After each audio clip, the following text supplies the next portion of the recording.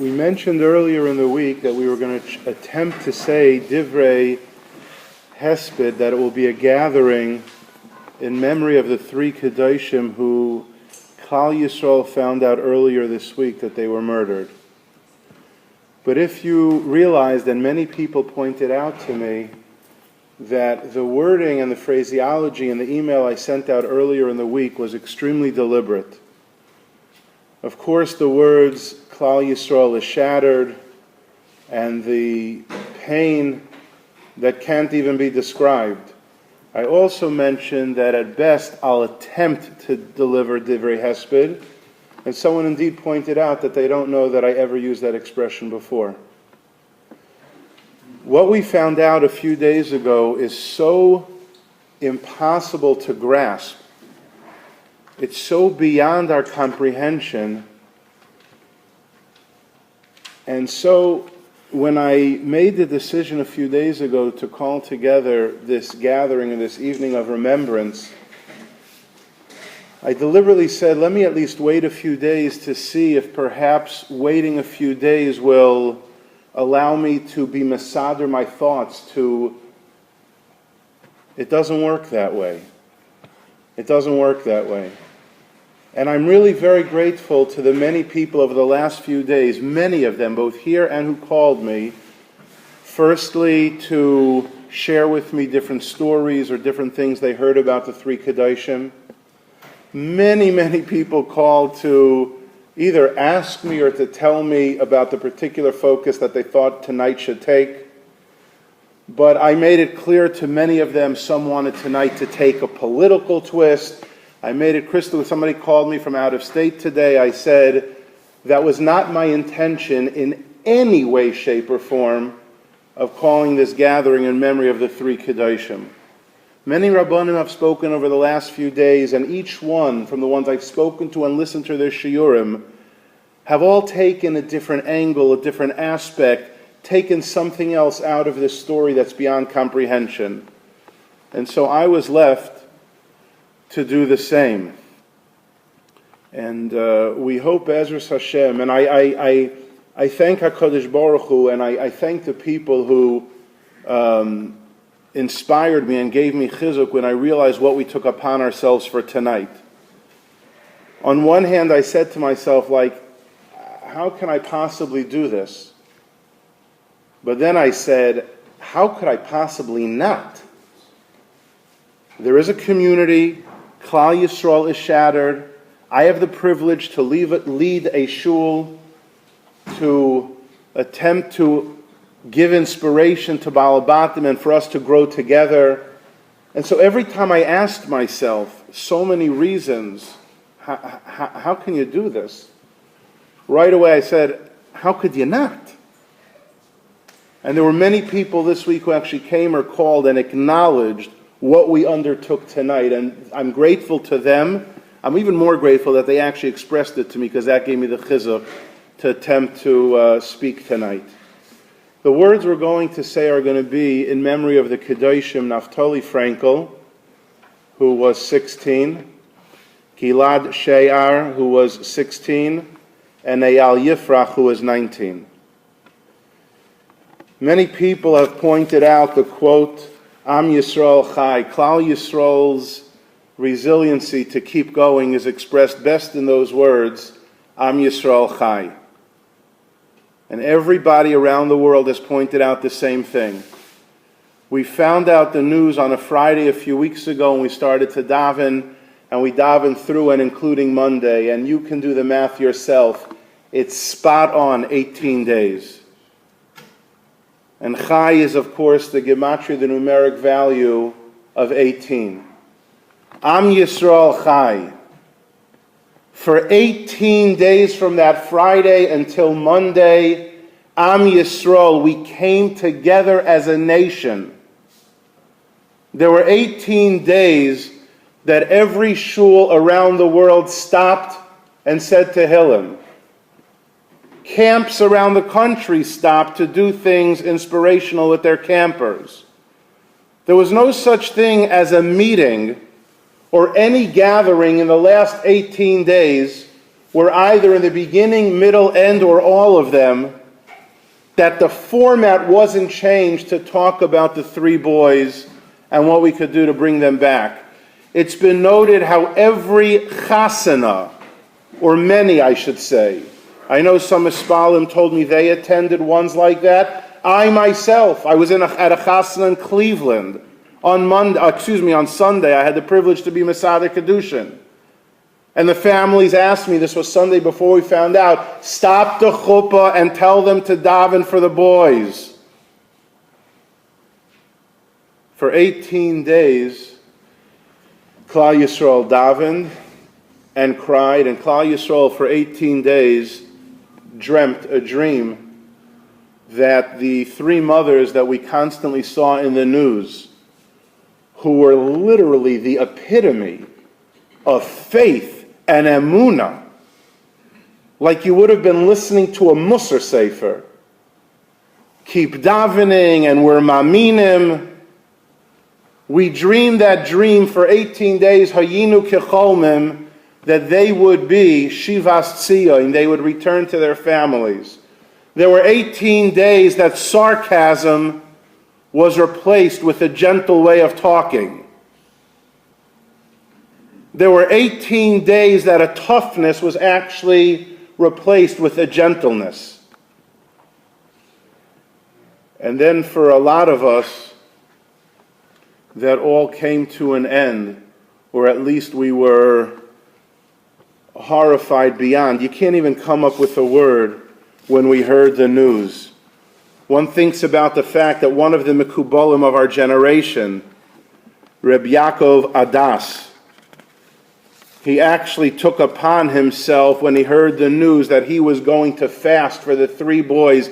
He fasted for an entire week. And then it came to Shabbos, Parshas Koirach. He ended up in Shaarei Tzedek Medical Center as a result of the week of fasting on behalf of the Bachram. That's where he ended up needing to go. On Friday night, he felt well enough to walk up to the Shul's Beis Medrash in the hospital on the 8th floor. He started to daven, but then he burst into weeping during Kabbalah Shabbos and he fell to the floor again. And throughout the world, we all had different ways of expressing and telling our children what they should do to be noisei ba'ol and to share the pain. One of the things that many spoke about, I believe it was the topic of Rabbi Weinreb when he spoke 2 nights ago. Many articles have been written on it. What about the tefillos? What about the tears? What about the davening? Now, I'd like to add something that I think is actually accurate in how true it is.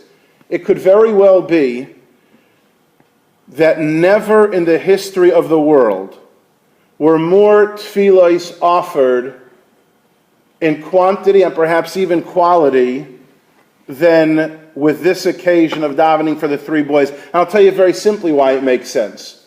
Because now with social media and the ability to send out a message to hundreds of thousands, if not millions, even when something happened 4 years ago, 8 years ago, certainly 20 years ago, and we remember Nachshon Waxman, there couldn't have been the same number of tefillas. It's not possible because social media, when it didn't exist then, couldn't have created the billions, if not trillions, of tefillas of the last 18 days. So I think it would be fair to say, exponentially, there may never have been more tefillos offered than for the three HY'D that we dreamed would come back.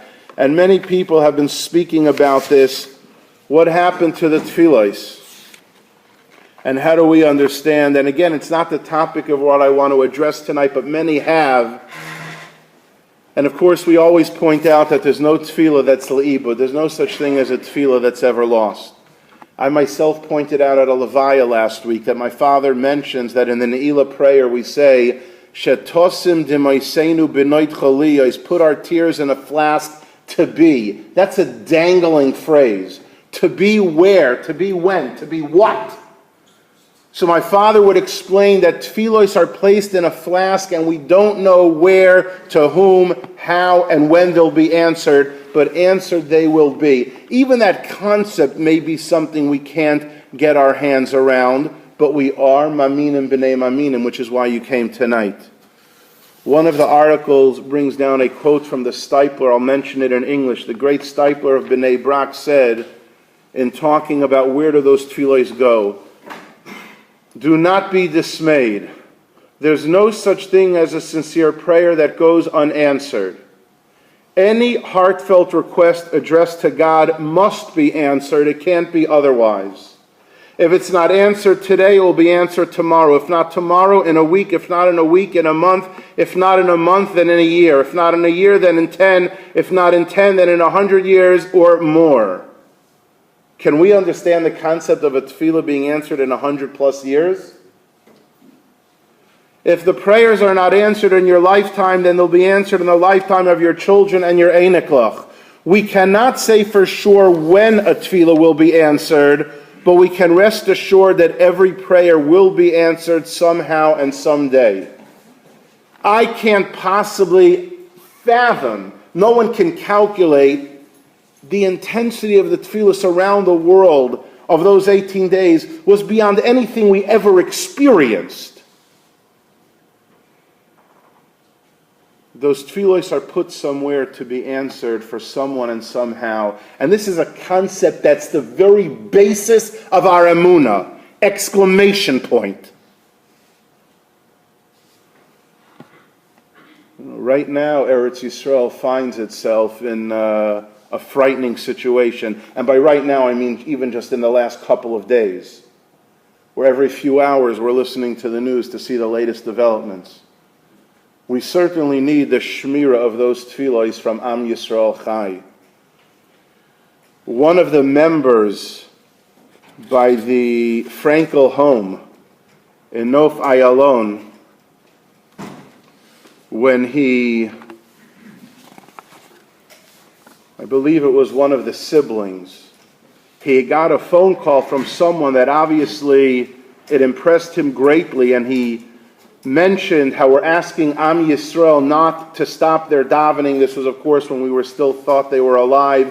He says, I got a phone call from someone who said, I pledged to put on, the person didn't put on tefillin. He said, I pledged to put on tefillin so the boy should come home safely. And the brother, Naftali's brother, stopped him and says, I'm asking you to amend that. Continue to put on tefillin even after they come home safely. What happened for 18 days didn't end on Monday. It has to be a very real beginning. The wisdom of the sibling to say, thank you for putting on tefillin so my brother should come home, but change that. Continue to put on the tefillin well after he's home. And obviously he ended up home, but not the home as we understand it. He ended up in the home together with the Ribbono Shel Olam. In the Sha'ar family, Gilad's father, Ophir, said, when he was addressing Gilad and the others as well, he said to his son, I'm waiting to wrap you in a talus and to make birchas koyanim. I'm waiting to wrap you like a father does with a child and to be able to protect you. And he davened that for all three children. It ended up differently. The three HY'D were wrapped, each one in a talus. But not in the way that we davened. And maybe some of you heard Rabbi Reisman, the Rosh Hashiva of Torah V'tas, we'll quote him a few times tonight. You can, like I can, go onto the Chazak line and listen to what he said. If you're willing to listen, no one came tonight. Mia ish hayore v'rach halevav. You didn't come tonight. It's not for the faint-hearted and the feeble. We came tonight to see what we can do. Rabbi Reisman says so eloquently, this did not turn out the way we wanted it to. But we better make sure that it turns out the way the Ribbono Shel Olam wants it to. How we wanted it to, that didn't happen. But is it going to end and turn out the way Hashem wants it to?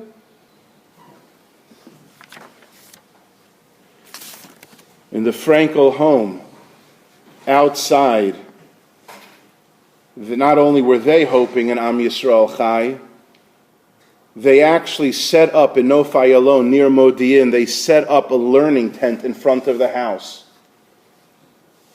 Not only for learning to happen in front of the home in their schus, around the clock. You'll hear later on how in the Shaarei Chevron Yeshiva, where normally the lights go out past midnight, they made up, the lights will not go out, we will not stop learning until we find them. And by the way, in that tent that was set up outside the Fraenkel home, it wasn't only boys from his yeshiva that came, they came from yeshivas around the country. You see, the key over here in the word Chai is Am Yisrael. And hence there were yeshiva bochrim that came from the entire world, the entire country, I should say, to make sure that the learning tent and the lights will always continue. Now there is an article that I read a number of days ago from Rabbi Yonason Rosenblum. He's well known to some of you, Rabbi Jonathan Rosenblum. We actually had him here a bit over a year ago. He's one of the most eloquent writers and spokespeople for Orthodox Jewry. He writes extensively. He happened to have written an article the week before last in the Mishpacha magazine. And I found that every line that he said was so powerful, I started, as you might be able to see here, to highlight his comments, thinking, as I often do, I'll quote half a sentence. But I'm not here to try to make some novel pshat. I'm here to try to give the three families in Eretz Yisrael some nechama. And let me tell you how they'll get nechama. As Rabbi Castle always quotes so beautifully, and I think it's so spot on correct. The three HY'D were killed, but they didn't die. And if we leave here tonight with the things we're going to discuss for the next 10 or 12 minutes, and then there will be a 2 or 3 minute video to watch, then you'll make sure that although they were killed, it can't be that the three of them, it can't be that Eyal and Naftali and Gilad died. That's up to us. And so I found myself reading his article and finding sentence after sentence to be so impeccable that I said, I'll read it as is, and this is the lesson that I felt from the many we've heard. Personally, it struck me the most.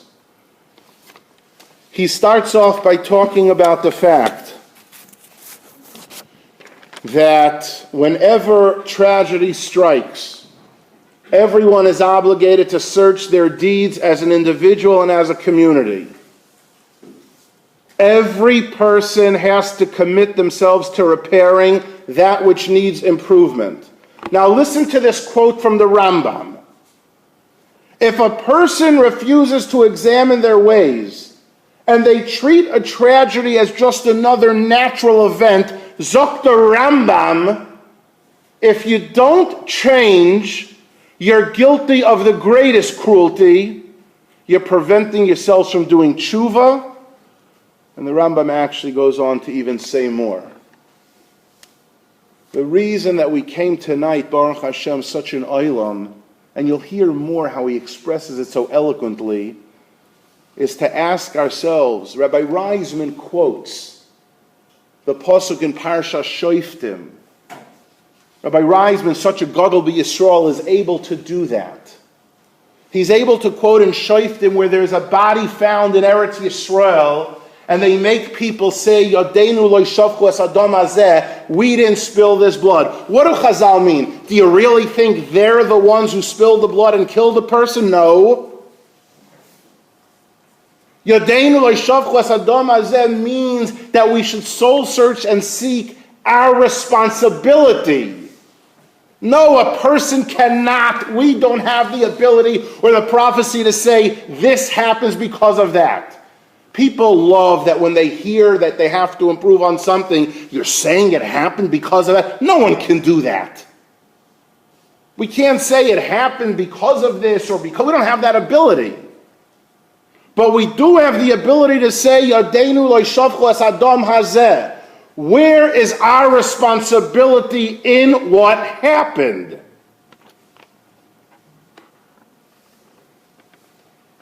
He goes on to say what I just told you, that it's forbidden to give conclusive answers to the source of our troubles.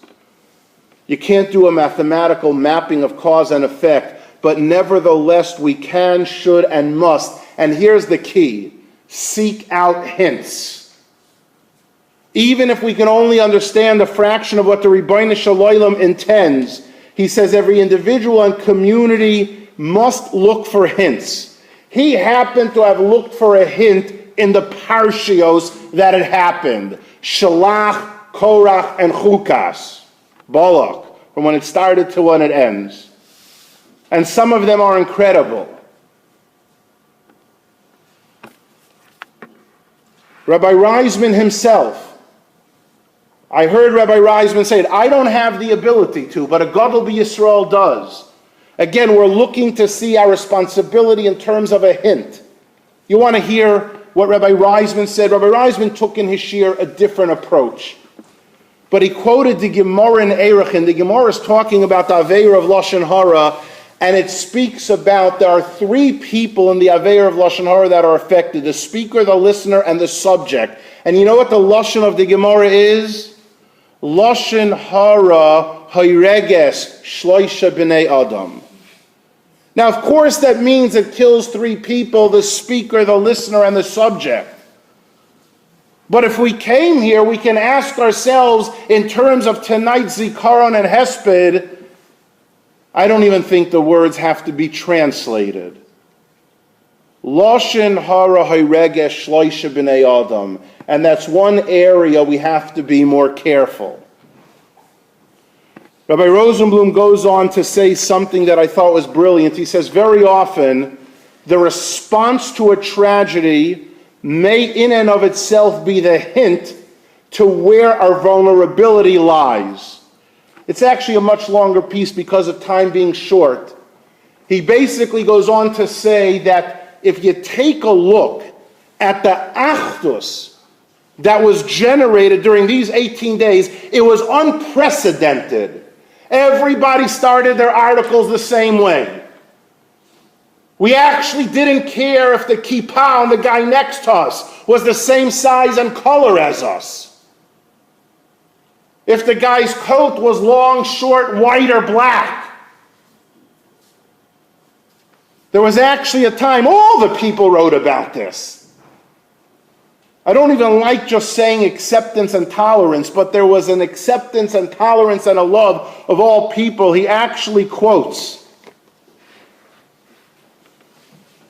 the Tolner Rebbe. If you know the Tolner Rebbe, he's often speaking about uniting Klal Yisrael. He says, in introducing the Tolner Rebbe, he says, in these 18 days we learn to look at our fellow Jews, dafka the ones who don't wear the same yarmulke as us, because we learn to focus on what they do that's noble, admirable, and worthy of emulation. And then the Tolner Rebbe asked a question that's like a dagger in the heart. He posed the following question to all his weekly listeners. The question is, imagine if you were to see these three youths near you, without the threat to their lives hanging over their heads. How much would you love them? How close would you feel to them? Why does it have to be a life-threatening situation for a Yid's heart to be opened up to another that's not exactly like them? The way he phrased the question was exceptional. What wouldn't we have done to have seen these three Bachrim?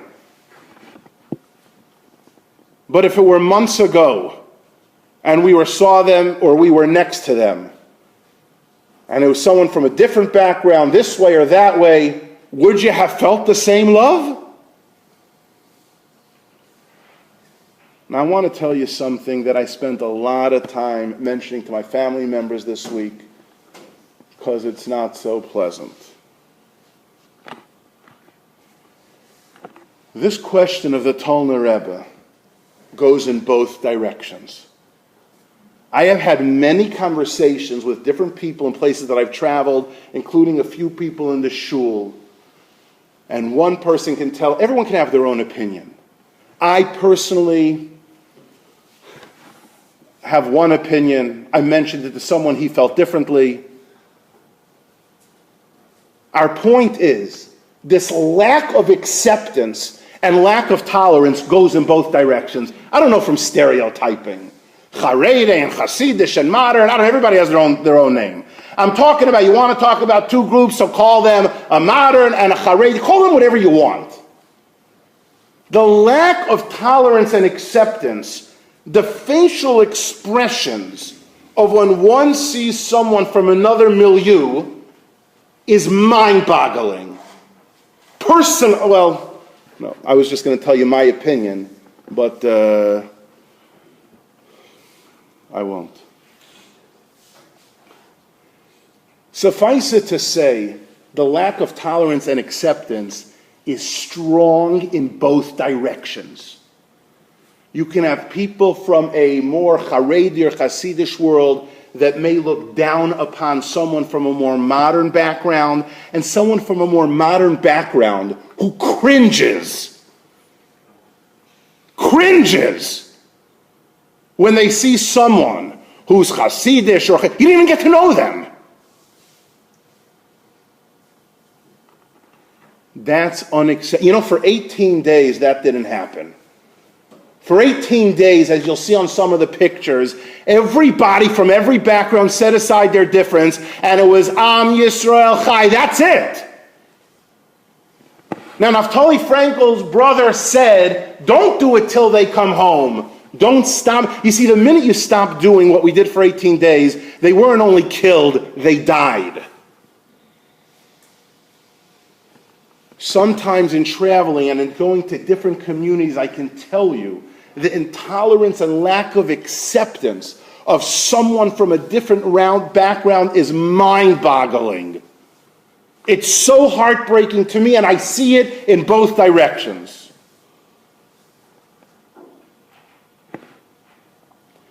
And so that's what I thought Rabbi Rosenblum is addressing when he said that type of those differences were set aside for 18 days and they have to continue to be set aside. He says maybe it's time that we very often escape from our own failings by turning our attention and our mouths to the failings of others. See, it's a lot easier to be critical of somebody else and tell somebody else what they did wrong. Very often we build our own fragile egos at the expense of others.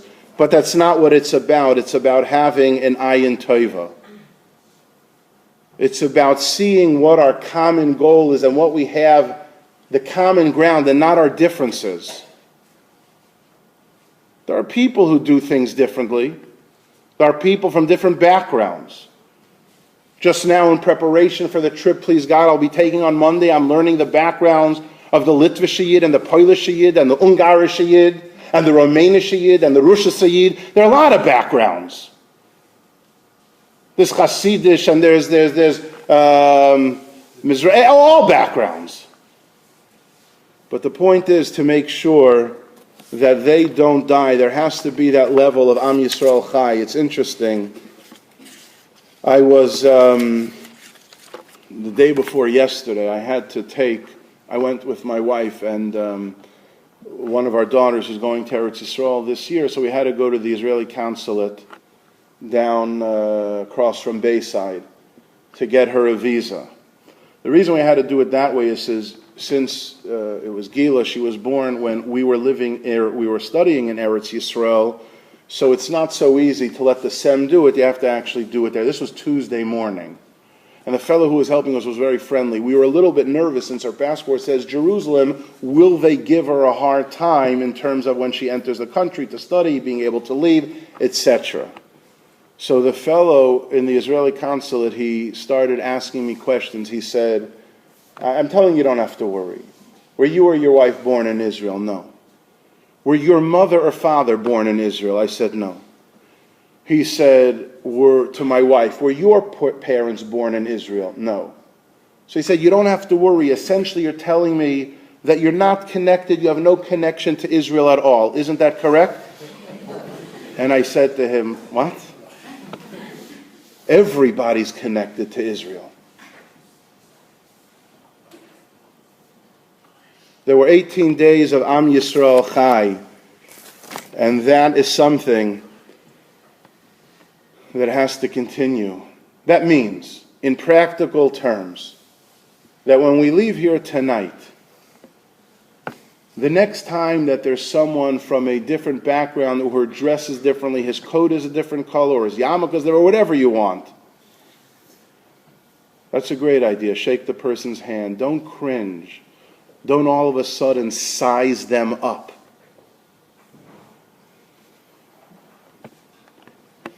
In preparing for, happens to be, I think it was Rabbi Reisman who said, he was talking about the ills of Lashon Hara and Sinah and Machlokes. And he says, Klal Yisrael has enough Maktrigim. We have enough, Mekatrigim. We have enough people who are enemies to prosecute against us. We don't have to do that to ourselves. I learned, or at least I thought I learned quite a bit about these boys in the last few days in preparation. Somebody went 2 weeks ago to the scene of Eyal in that yeshiva I spoke to you about, Shavei Chevron. They went to his seat in the Beis Medrash. They all believe that he was obviously coming back, and hence the learning with the lights left on around the clock. Someone led this person who wrote the article over to his table where he was, and his Gemara still was. That's Eyal Yifrach 19.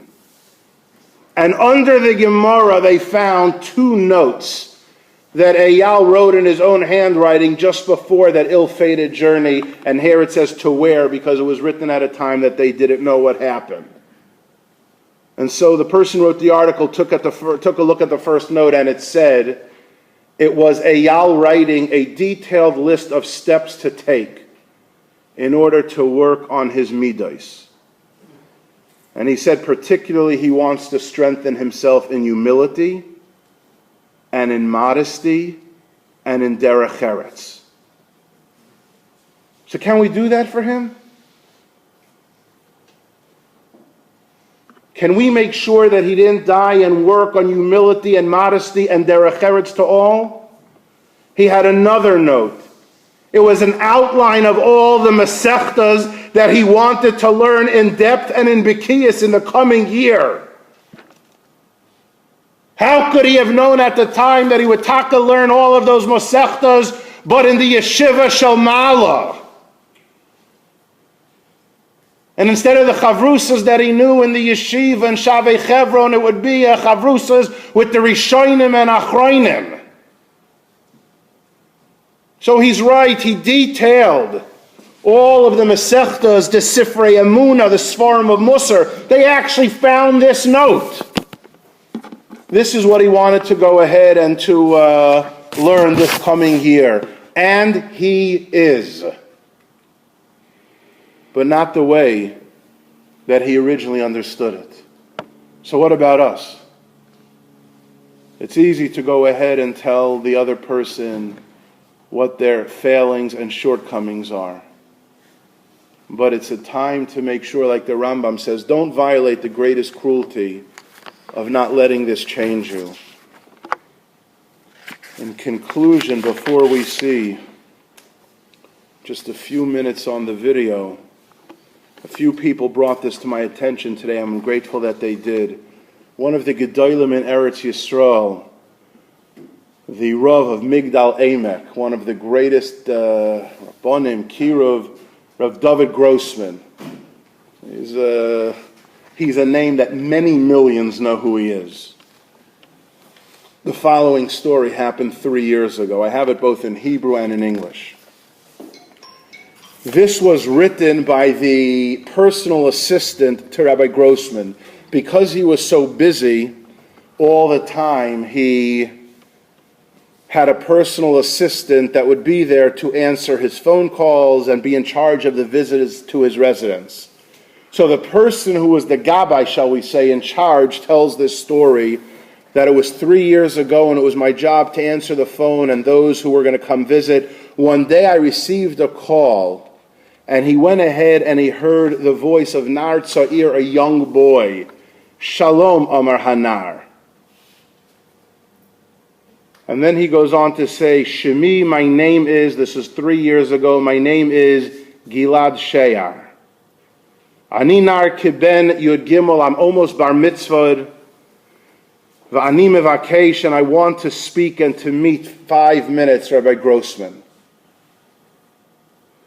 So the attendant goes on to say that he always got these phone calls, hundreds and thousands. I only want the rabbi for a few minutes. His agenda was so busy. He spends time abroad. He's only here for a little bit of time.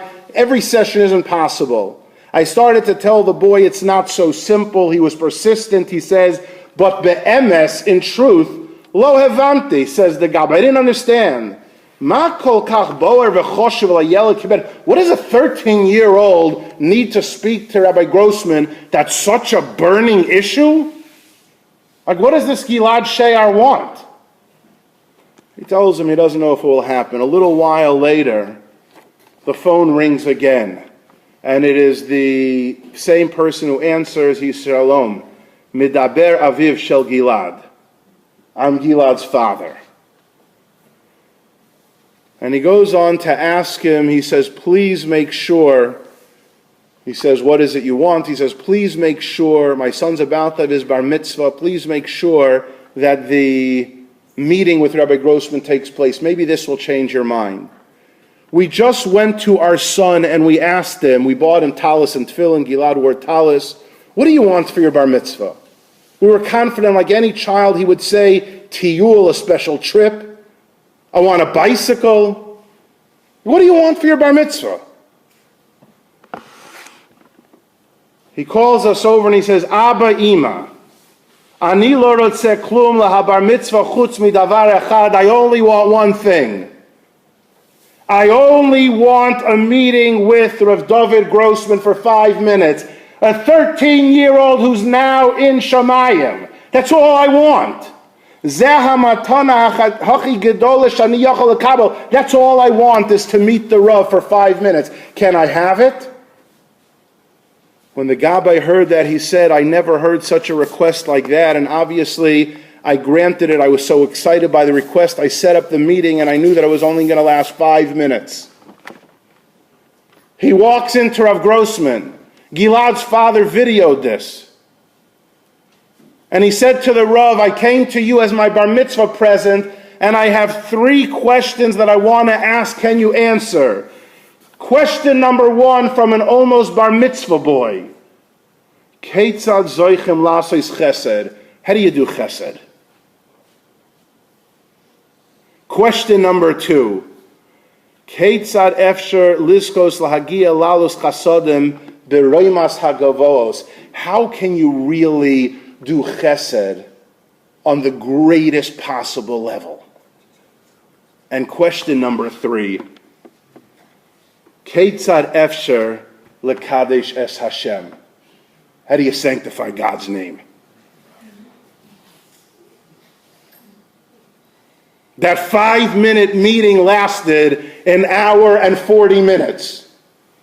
Rabbi Grossman spoke to Gilad for an hour and 40 minutes, and he answered the questions. He explained to him how you do chesed, how you reach great levels of kindness, and how you're mekadosh the name of Hashem. Little could he have known that a little bit more than 3 years later, we'd be here tonight telling him we now have a new understanding of your bar mitzvah gift. You did us a chesed. For 18 days we were Am Yisrael Chai. You did us a chesed b'roimas hagavayos. We reached unprecedented levels of unity. Perhaps like never before. And we learned new meanings to the words of how you are mekadesh shem shemayim berabim. These three were karbonos. The difference is that karbonos usually have a mizbeach. These were three karbonos with no mizbeach. Now let the three questions of that pre-bar mitzvah boy sink in. Let's leave here tonight and tell Naftali, Fraenkel, and Gilad, Sha'ar, and Eyal, Yifrach. I get the three questions. I know how to do chesed. I know how to reach high levels. And I know how to be Mekadesh Shem Shemayim B'Rabim. They just did it in a way that we could have never imagined. We have to do it in a way that we make sure, although they were killed, they don't die. Rabbi Ephraim, I only attempted to deliver Divrei Hesped.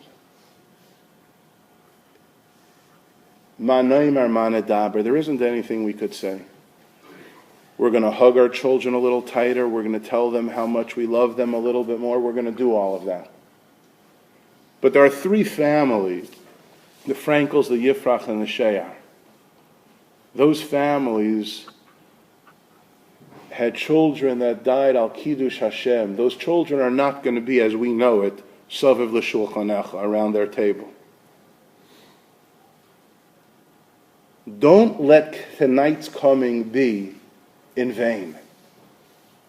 Remember all the lessons we spoke about. There's no Tefila le'iba, the power of Lashon Hara, and make sure that you remember that when Klal Yisrael sees someone not exactly the same milieu and not exactly the same background, not only should there be love and acceptance, let it really be that Acheinu Kol Beis Yisrael. Hashem Yimkom Damam, Yehi Zichron Baruch. You'll watch now 2.5 minutes, and we should be